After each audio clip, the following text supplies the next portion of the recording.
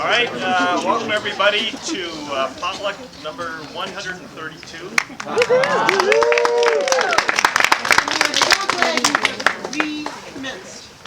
Well, thank you.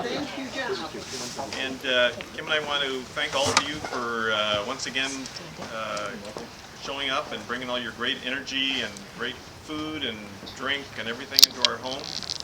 And so we have another season of great artists this year, and so we're starting out with Carrie and Baade, all the way from Tallahassee tonight. And so Greg Escalante is going to give her a quick introduction, and we're off. So, Greg.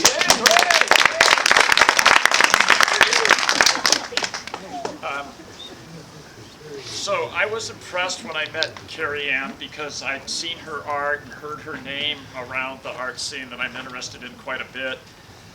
But then I think I was at an art fair in Florida, and she came up and started talking, and just, what she was talking about was just so amazing. Her grasp of the art history and how all the art kind of leads into the art movement that she's into, which is the art movement that I like. And I just hardly ever heard, maybe never heard anyone talk about it that way. And so that's maybe why I introduced her to John, and I'm introducing her to you tonight. And I think we'll be hearing a lot more from her in the future as, this art movement keeps getting bigger and better, taking a bigger place. She's an art professor from Tallahassee, Florida. She's won a lot of awards in a lot of museums in China, all these places, but maybe she'll stumble upon those things as she's talking. So I leave the rest up to you, because that's what we're waiting for.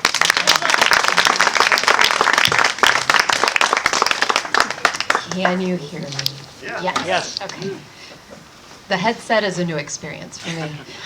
Thank you to John and Kimberly, and thank you to Greg. As much as I have strived very hard to be a good painter, public speaking skills have started to develop. I have to admit I'm no longer just an introvert. I have this capacity to speak, not just through painting, but myself. This is just a test image to make sure that you know this isn't my work. I am Carrie Ann Baade, and I am an associate tenured professor at Florida State University. And thank you all for coming here tonight. Today's journey brings you to Abu Simbel. Some of you may have traveled to Egypt. I think I bring this in partially because I didn't really like school, and I didn't like being in perhaps the place that you are now. I didn't like being in a dark theater looking at images, and I made a vow my sophomore year of college to take that textbook, Gardner's Art Through the Ages, and I was going to see everything in person. And that was about at age 19. Peculiarly, by making that intention, I saw almost 98% of it effortlessly by the time I was 21. I made it out of the country finally, and all the way to Egypt, but throughout, I studied in Italy and made it finally to the Louvre, so I'll talk about this journey. What happened at Abu Simbel was we traveled all night through the desert to arrive at the Sudan border in Upper Egypt, and when we got out of our vehicle and we saw these other people who had arrived at the same time, and then we suddenly were told we had 1 hour to view this temple. And you may recall that the temple had been moved because of the building of the Aswan Dam. They had to elevate it. And I knew from National Geographic in my youth that this had happened and the whole world had come together to preserve ancient civilization, an ancient site. And I knew that they had moved it stone by stone up the mountain. But what I wasn't prepared for was how badly I had to go to the bathroom after being on that transport for 5 hours. And I entered a little door about right there, really looking for the women's room, and found myself in a cave. I found myself with handrails for the disabled and moving, and all these people were inside. And suddenly I was in a big cavern that looked like something like an astronomy observatory. And I looked down and I realized that it was the relief, the opposite side of the temple, that they didn't just move the temple, they moved the whole cliff. And the cliff that I was standing in was hollow. And I had this crazy Disney experience, like when Mr. Toadie's Wild Ride had broken down, and you're walking around behind the scenes going, oh my God, am I more amazed that this is art? Or am I more amazed that anybody went through the ingenuity? Is this authentic? What is real? And what is powerful and what is meaningful? And I think that's something that is a constant inquiry as a human and an art maker in the 21st century. The next slide, please. I have a decent memory. I mean, I think it has the flaws of, editing and how you recount it. But I know that I was conscious at age 2.5, and I was well into my art career by age 6. And when I was allowed to buy my first art book, it was on the Louvre. And I had decided that this was real painting. As a result of reading, I could determine that real paintings were made out of oil and that they were done by men. And this was a really heavy kind of ultimatum for myself, that I would paint like all these.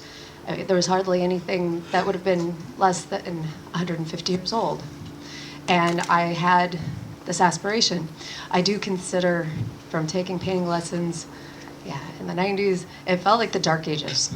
No one ever painted like that. It was a mystery, and it was lost. And you'd just be awfully lucky if you ever found a teacher or any training that was going to offer you this. So I had a big educational lapse, something to reconcile. Next. But as we develop, we all develop taste, and we become aesthetic experts about what we love.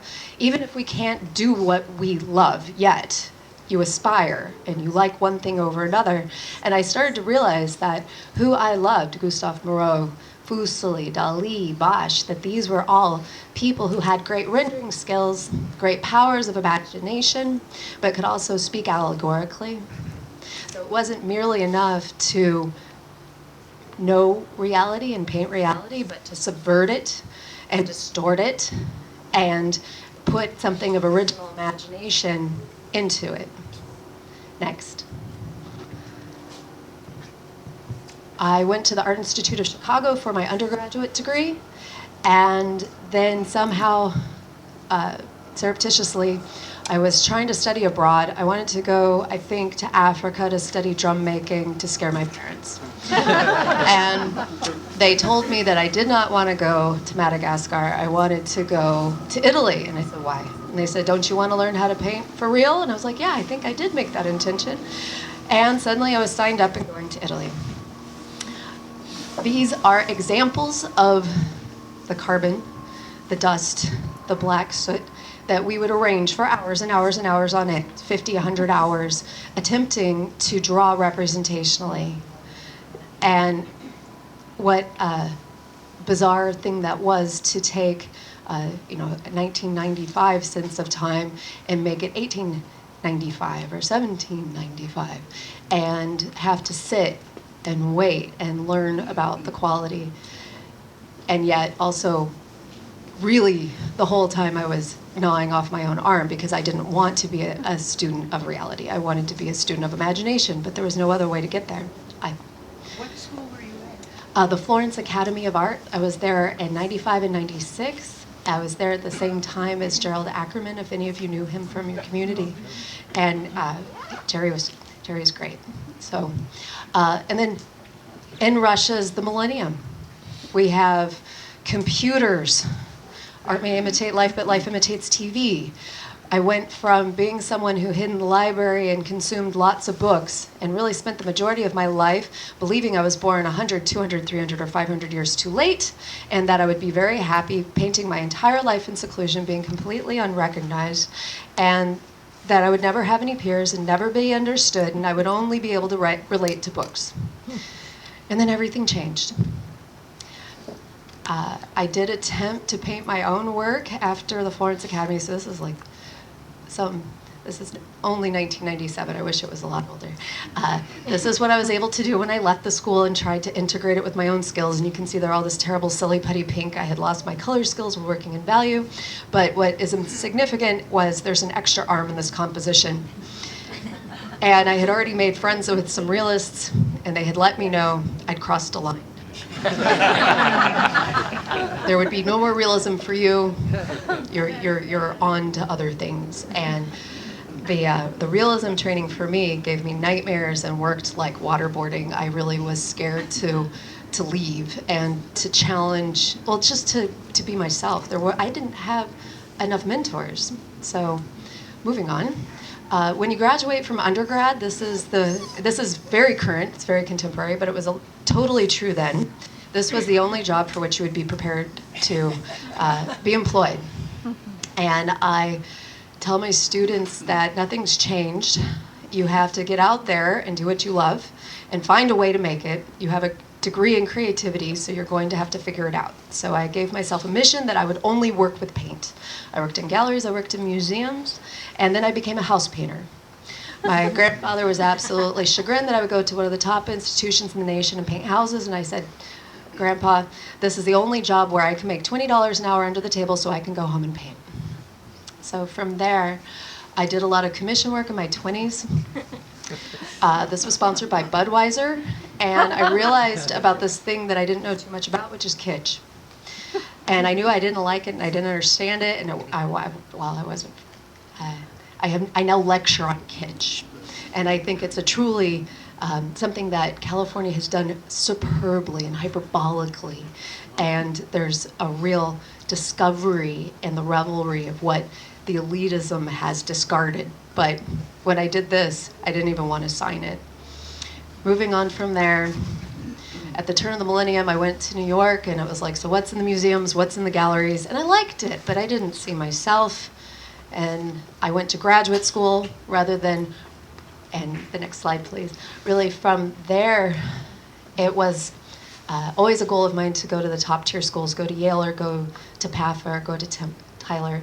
And I got married. I got married to an art conservator and found myself at University of Delaware, which was an extraordinary education. It's the only place in the nation where you can study art conservation. So I actually went and did reconstructions of old master paintings. On the left is my reconstruction. On the right is the image from the book. And I didn't just paint from the book. I was taking regular trips down to the National Gallery to see the Vermeer. But we were working with forensic level technology to look at electrospectroscopy and X-ray, not just to see the surface of the painting, but see through the painting. What was the substrate? What was the primer? What was the specific palette used, and how were these layered, so that I might investigate quite scientifically how my revered masters made their work. And then I think the point of graduate school, I mean, I think actually you're supposed to be able to be employed as a teacher, but is to have a crisis. And I thoroughly had my crisis. My crisis occurred at the refrigerator door, and this is not my refrigerator door, this is stunt refrigerator door. This is what Google is useful for. But I think many people would agree that the refrigerator door is where it's like your first gallery. It's where you get your start. This is actually where I showed my first work and was acknowledged by my family for being an artist. So if you'll go to the next slide. What happened for me, this is a recreation of the event. This was my refrigerator door. And if you press forward, there will be a sequence of how these magnets went over a photograph. And this amazing moment happened where I laughed involuntarily. And there was a big epiphany moment where I realized I had done something not by yearning and stretching and straining, but I had played. And so it was a big reminder, and I tried to remind my students as they were achieving their goals, that it's playfulness that actually gives you your biggest breakthroughs. From there, after seeing how these collage materials transformed photography, I went back to my studio, and I had a nice library of images, and I had many, many pieces on the wall, and I tore everything apart. I cut up books, I committed acts of libercide, and I created amazing debris all over the floor. And then I started to play like a 3 or 4 or 5-year-old girl. And what do you play? You play paper dolls. You play dress up. And I started to layer the images. So we'll go, this is not a great painting. This is actually this big. This is one of the flaws of working in PowerPoint. It's an egg temper panel that's 14 by 12 inches. And I cut up a Lucian Freud, and then I cut up, there'll be about 5 of these we click through. A Bellini of St. Christopher, and a mandala. This is a stunt mandala because the original mandala couldn't be found. And a Foucault of the Madonna with this water balloon-like breast. And I made a new story. I made a new image, and while I'm not suggesting that it was very sophisticated, it was something like I wanted, something like Abu Simbel, something like created out of blocks that were perhaps individual narratives that I could combine together into a new temple and make a new meaning, make a new story. And from there, that's how it looks, and we'll go to the next slide. There's a spider up there. So I was hoping that this would work like an advent calendar, another ritual from childhood, that I could open up all of these little doors and these windows, and they would go back to the original painting. In an era where we have cinema and things that exist within time art, what can we possibly do with one still frame in the 21st century? How do you connect or invoke, and relate to something other than right now so that I can smash more meaning and more significance into that one image that I'm attempting to paint? And we'll keep going. Yeah. So this is a painting by Norman Rockwell of perhaps a highbrow person looking at an abstract expressionist painting. Going through graduate school, dealing with the legacy of the 20th century has been something to overcome. It's been something to endure and learn through. That the elitism of the avant-garde and the relegation of kitsch also threw out narrative work. And it was not until 2002 that I started to see female artists working with narrative, having incredible craft, and telling stories, personal stories, but things that were also somewhat humorous. And I found myself truly not alone, but starting to be on time. They were just slightly ahead of me. So this is an example of one of my paintings on the left. This painting is 9 by 12 inches on copper. And I went to Germany, saw this allegory by Cranach. It's Cupid complaining to Venus. And I stole that title, stole that allegory, and decided that that fit very well for something that was happening in my own life. And rather than creating an image where I am 2 people, a nubile Venus and a Cupid, I combine those into one image to represent when one is out of concert with what one thinks and the affairs of the heart and the conflict that exists within that. And yet the bees are not stinging, but more so trying to tell me some wisdom about how love works. From there, on the right, going through school, I had done plenty of self-portraits in high school and in undergrad, and by the time I got to graduate school, I really didn't want to paint myself ever again. And then shortly afterwards, by coming up with this way, the citation style, or cutting out images from other paintings, I used myself as an armature and wore these artifacts, performed wearing old master paintings, and attempted specifically to connect with Our Lady and Our Man of Sorrow, that it was not enough to have sorrow in my own life, but if I could connect to the universal, broader realm of sorrow, then perhaps there would be something to be learned. This very orange thing on the left is the first painting I ever painted. And I don't know, can you dissolve that once more? You might have to go backwards. I realized that 20 years later, the first painting I ever painted when I was 15, I had been doing something the whole time. And I do feel like painting and being in this visual discourse with oneself is like knock-knock jokes with the universe and with the higher self, or maybe the lower self. I had used the background of that Munch in that original painting. So I had always had this desire to palimpsest, to graffiti over the past and make my mark, make my life a woman's statement, a personal statement, but with, an addendum to the legacy of books that I was given opportunity as we had a rise in populist culture coming out of LA, coming out of California, to show a lot. And there was a real proliferation of culture, and there was a new population who were collectors, and they were making their own taste. A lot of this was ignited by the internet, bloggers, and seeing online galleries. It was no longer a world of books, of isolation.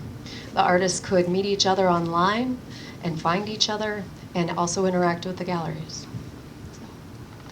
Another event that happened, and for those, you are all cordially invited, but if you are planning to attend the opening tonight at Copro Gallery, one of those early, it was more of a digest online, not quite a blogger, but Be an Art, and it's By an Art. He's Australian. I don't think I really can say his name properly.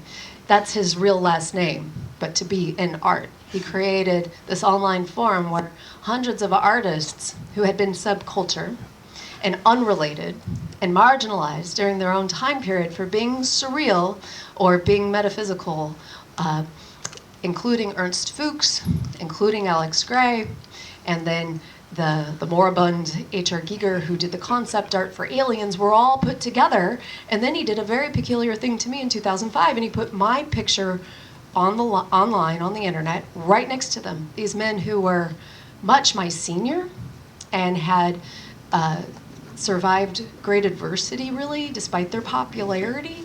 And here's a total newbie, a 30-year-old, being placed alongside them. And overnight, well, I had 10,000 friends on MySpace, and my message box blew up. And all these little girls who I assume were in high school were like, what is it like to be famous? And I walked across my one-room studio in the ghetto in Philadelphia and looked out the window. What is it like to be famous? And lo and behold, that was a crack house across the street, because it's just been busted, and I can't make rent. And I have no idea how I'm going to paint another day. And I guess that's what the internet, it's giving me. It's giving me this incredible exposure, but where's the stability? So I was also applying to become a professor at that time. Another side effect of the turn of the millennium, this is something that I mentioned because it's entirely unique, is that my work was placed into a book that was translated quickly into 7 languages, and my work went around the world in the form of a very popular selling book. I received nothing for this but the great privilege of the exposure, and then all of these people online would respond back with tattoos of my paintings, of me, on their body, and announcing very sweetly that they had done this. And of course, what do you say? But thank you. And I had to also recognize that I myself have a tattoo of H.R. Giger Lee on my own back. But when I did this, well, there were only like 3 contemporary art books at the art store, and you never expected to meet him or show with him. And if you see a couple of slides ago, I did exhibit with him in 2010 in New York. Did you have a backless shirt on? I did. It was totally just serendipity. Since then, I've had the great luxury to curate, and I knew that as a populist movement, the pop surrealists would not have the academic acknowledgement, and there would neither be the criticism that would elevate it to being legitimate. So I worked several years. I actually started this in 2005, and it was exhibited in 2011 because of the slow-moving bureaucracy at the academic level. I was able to take all of these artists that I would find from LA and New York and curate them into an exhibition. I myself, trying to be smarter, wanted to call it like phantasmagorical menagerie. And I had written in my submission cute and creepy because I thought that's what they would think of it. And my director of the museum said, no, it's beautiful, it's perfect. I was so terrified.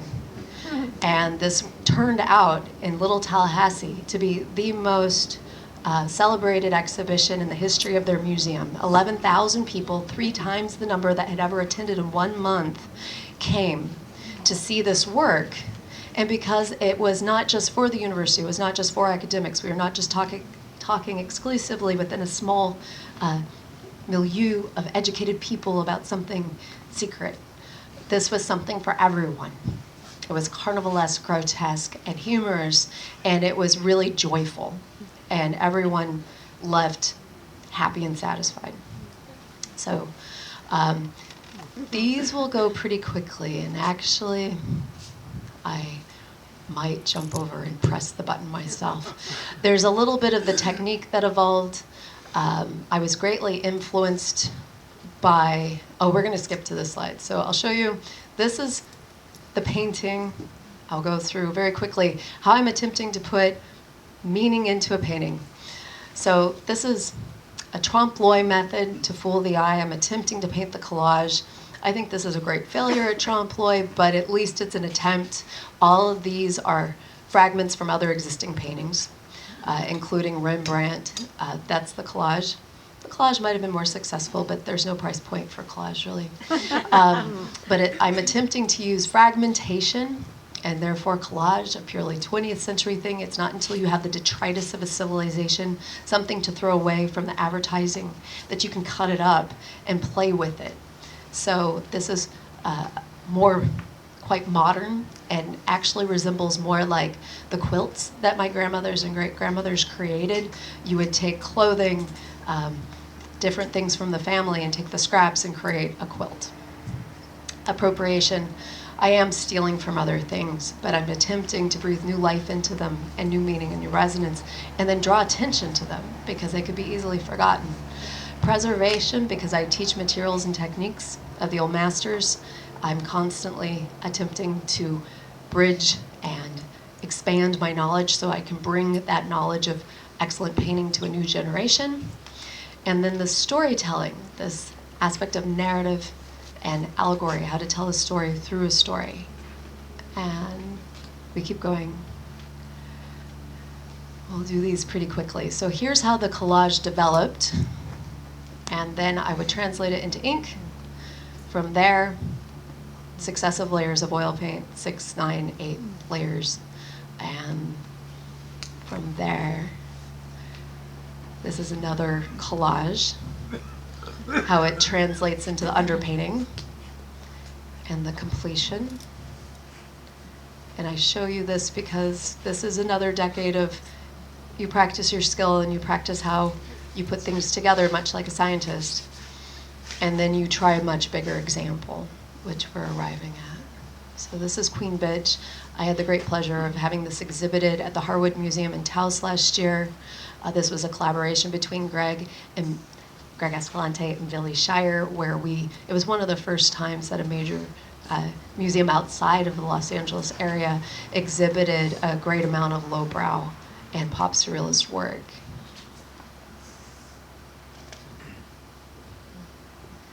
That's an imprimatur with grisaille, and just the time, the effort to arrive at a finished surface.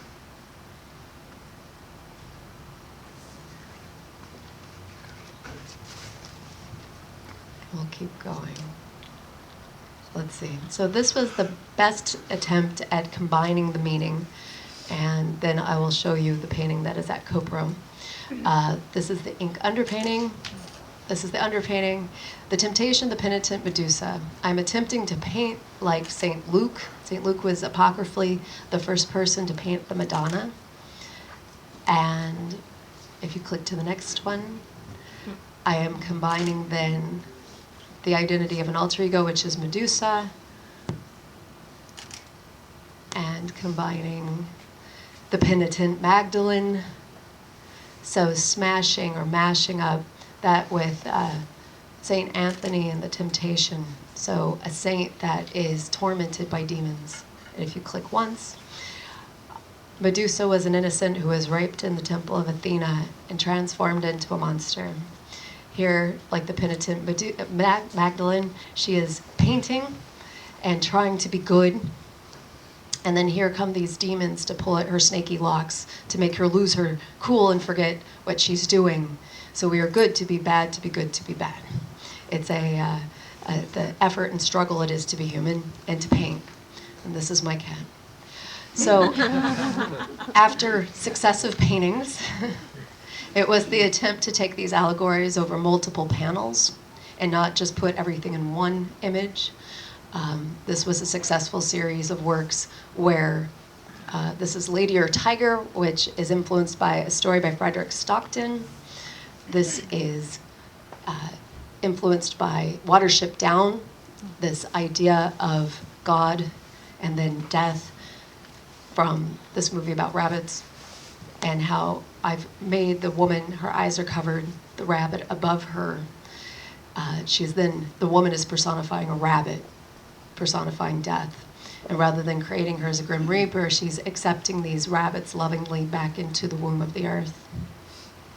And then my resurrection image, the butterflies. This is influenced by a legend or a fable, butterfly lovers, a Chinese story where it's just like Romeo and Juliet, but in the afterlife, they are unified as butterflies. So I have the male and the female butterfly meeting and then combining all the individuals into one unison. Okay, so we're almost there.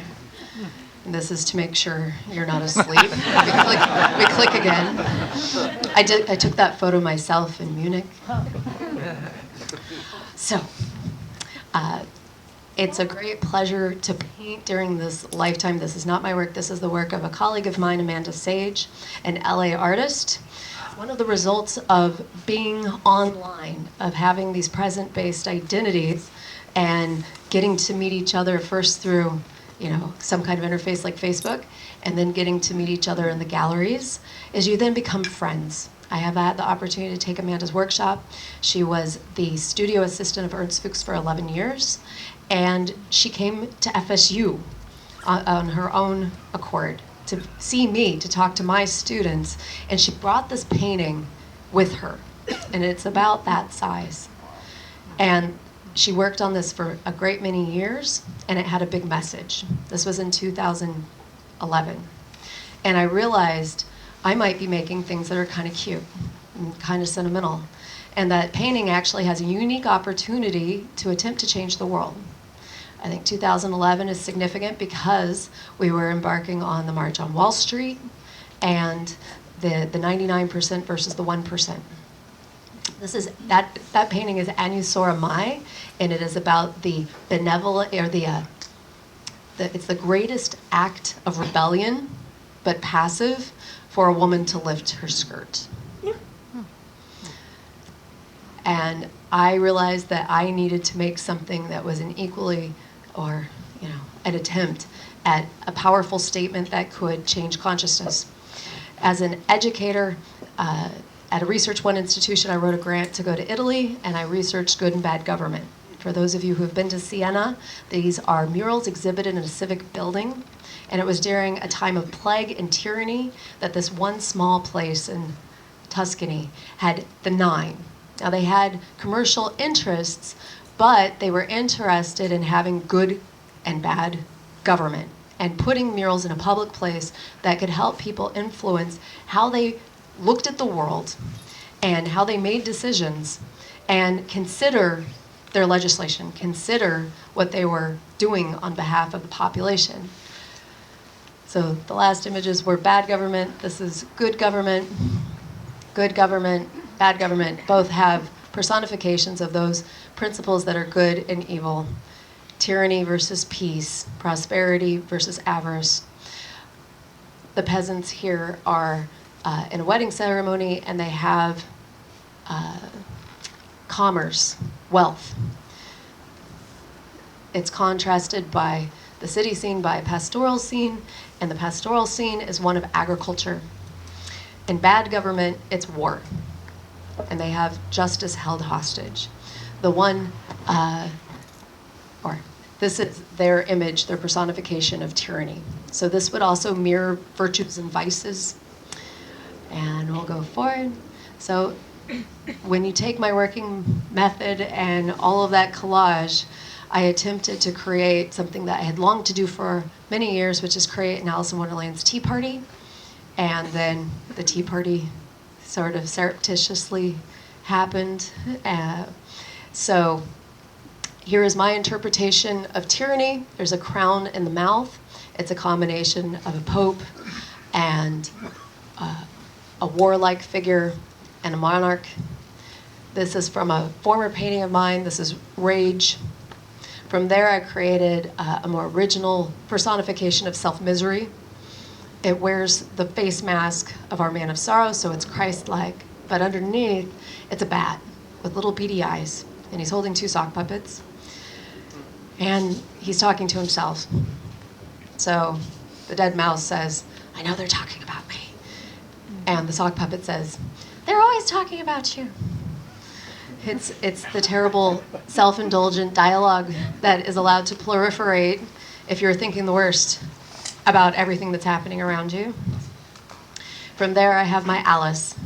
Alice just wants to drink her damn tea. She wants to engage in the propriety and the decorum of this event, this rarefied and controlled thing that is happening during total chaos, total destruction, total excess. There might be concentration camps mushrooming out of control in Poland, but we need to drink our tea. We need to be civilized. And then in my original collage, this character for a very long time had a maggot penis. I was absolutely certain that he should, that he was sloth and he was self-indulgent and that he was masturbating under the table, absorbing all of the energy of everyone else was doing and making it about himself and pleasuring himself. And then we just sort of backed off to keeping it in his pants, and there's just a lot of shading. But if I have sat on many boards now and been in many faculty meetings, been in a great many roundtable discussions, and there are those who seem to suck the life out of everything and make it about themselves. And they're not really moving the cause forward at all. They're just stealing all the time and the energy. And as I do create these collages and I hold these questions in my mind and I get answers, then things are revealed to me like, why is tyranny sitting backwards? It's totally bizarre. But it turns out that if he stands up, he is the tablecloth. His cape, what he's wearing, is the tablecloth itself. So you can't sit at this table and think you're going to do anything good. You're participating. And then I also realized that these aren't external states about the government, but these are about who we're calling up within ourselves. At any point, we can represent good government, make good decisions, and bring up the best that's within us, or we can have monsters in our own mind making decisions. So if you go to the next, is good government, and my solution for that, here's the collage, is unlike most of my work, but I had to make the complement for the bad government. And I must say that it's much easier to make vices than virtues. I was influenced by a quote by Thomas Jefferson for this, and it's, "Every generation needs a revolution. We would most identify revolution with war." And this, I look to revolution to mean a cycle and a overturning, a renewal. I wanted to create an apocalyptic scene, and then as much as each of us have been told a story or hold a belief that when we die, we have a soul and it will go elsewhere, I don't recollect that the earth has a soul. But in my interpretation, this is the soul of the earth, the thing that leaves to be reborn when everything's left in the apocalypse and it goes up and transformed into a new virgin blue ball, a new earth with a new opportunity, but yet it is immediately encircled in flame. The need for constant change is what I'm attempting to capture here, and that I also blended together many cosmologies. So there's Christian, Egyptian, Hindu, the world of beliefs, the unseen that influence belief and the governance of the world. One of the quotes that also influenced me is by Frank Herbert. "The government is a myth. when the myth dies, the government dies. And how do we renew our belief in the government? And one more quote with that. If enough of us believe in a new thing, we can, if enough of us believe a new thing can be made to exist, belief structure creates a filter through which chaos is sifted into order. And this is a combination of those. It is the necessity for change, and the change that hopefully will occur within ourselves to make those shifts necessary that will help save our world. And at this point, why painting? And why painting in the 21st century? And what can we possibly do? I know that my paintings can't possibly say everything I was able to generously, thank you for your time, be able to share with you today.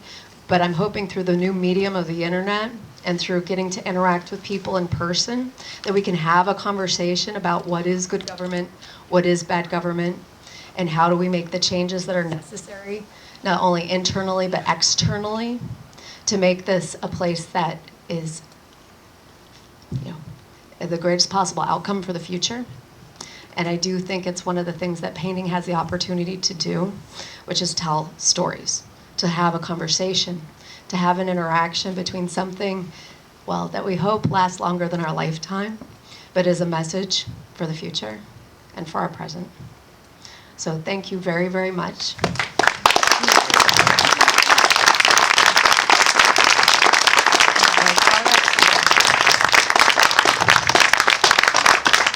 And I'm very aware that it's cold, but I would be delighted to take a couple of questions, but if you feel the need to move inside, please, I won't take it personally. Yes. So I'm interested, can we flip back to look at the sort of triptych that's got the image of from Watership Down and... Yes. I mean, that's as good an example as any. I'm interested in the idea that, you said that, you were thinking of Watership Down when you painted that. But if I was a person and I encountered that, I may have no idea that you were referencing Watership Down. Right. I would say it's a woman with rabbits. And I would, especially if I hadn't read that book, I really wouldn't know then. So my question in your work in general is, you're referencing all these things. Buddhism, books, texts, other artworks. The last thing you showed has got the burning of the Houses of Parliament stuck in there. It's got all this stuff jammed in. And you've got an understanding in your mind of what you want this to mean. But do you expect the viewer or the reader or the naive audience to be able to pull that out, or do you not care if they get it? Or I'm a teacher. So a lot of this is about the interaction and talking about this story. I am a person who will walk into a bathroom line at Mardi Gras with my cards, and these are here if anybody would like one. They're all different images, and be like, would you like a piece of art? Let's have a conversation. I know that the title works like a Buddhist koan, that it's a little hint. And the title of that painting is Inle, I-N-L-E, Explaining Death to a Rabbit. We all have a phone now, you can Google it. So it's that access to what does that mean and where is that from, and it's a mystery. 5 years ago I participated in an exhibition and the entire exhibit was interpreting that one book. And it gave me a great opportunity to see how we all interpreted it. And it is the ekphrasis, the dialogue between the pictorial and the written word, and how that goes back and forth. Sometimes we're an illustration, and sometimes we build new rooms and take that further. It's never about exclusion from my point of view. I'm really interested in sharing a story to the point where someone leaves with an aha moment. And the other side of that is I teach a lot of graduate students who make installation art with found objects. And I have to have a lot of patience to find out how that functions.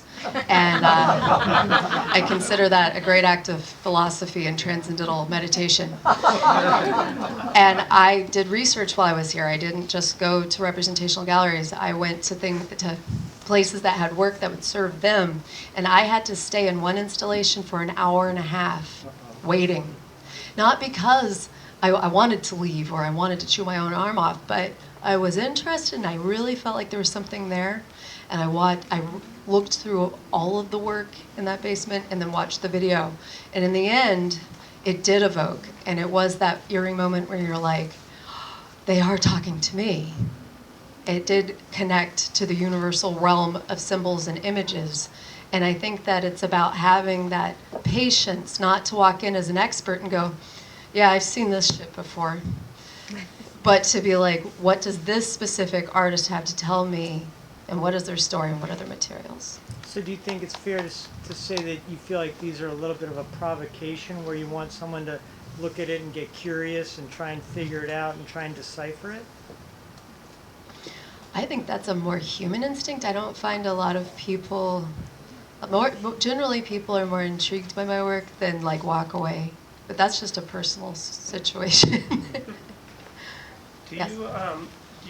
The collage aspect looks like a lot of fun, and that's something that you've had since childhood. How many collages don't find their way into a painting? And is it a puzzle that you're putting together then that ultimately pieces get replaced by something else? The thing about collage is almost nothing works, and I travel to museums to go through their closets to get posters. I print things offline, I collect posters, I kill books. I have the library at our university saving all of the book jackets that they would otherwise discard. So I'm always looking for printed material, and I throw away about 1,000%.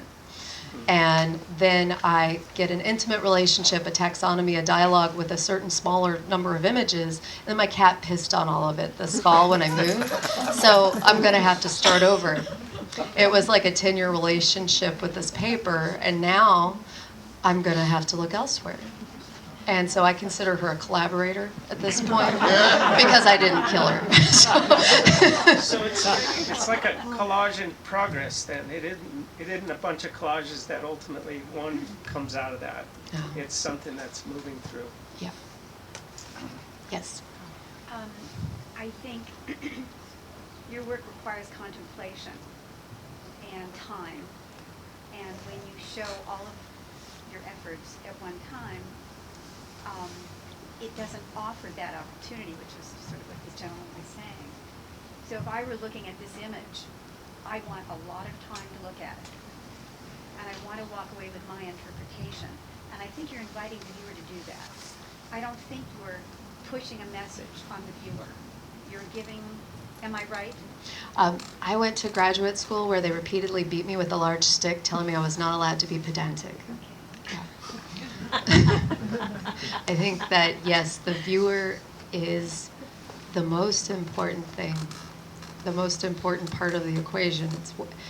Are you making art for thingness, or are you making it to have a conversation?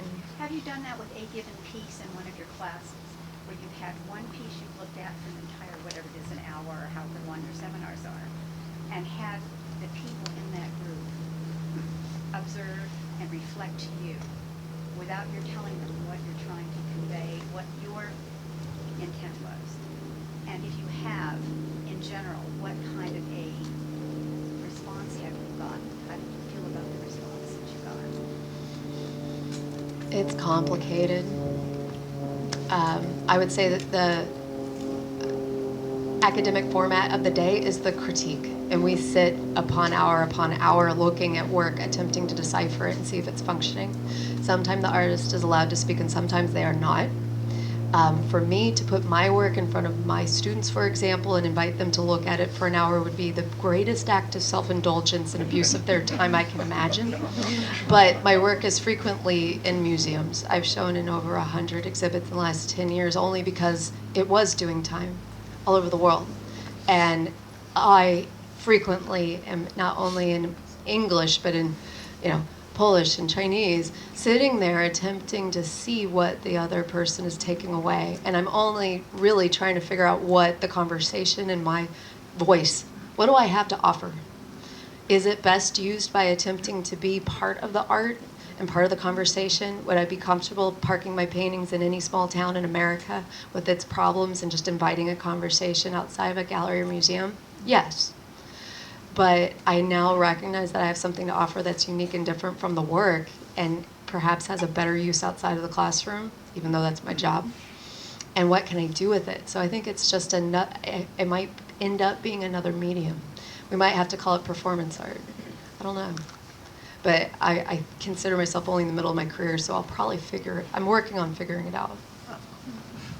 Yes. What scale is your latest works? The latter works. Well, The Good and Bad Government are 2015, and there is a body of work that isn't shown here that went to Poland. But this is pretty much up to date. The size, I was referring to size. These are 38 by 48, 36 by 48 inches, so for me that's quite large. And most of the things you saw at the beginning were this big, and then, doesn't fit in my PT Cruiser. So, all right, thank you very, very much for coming.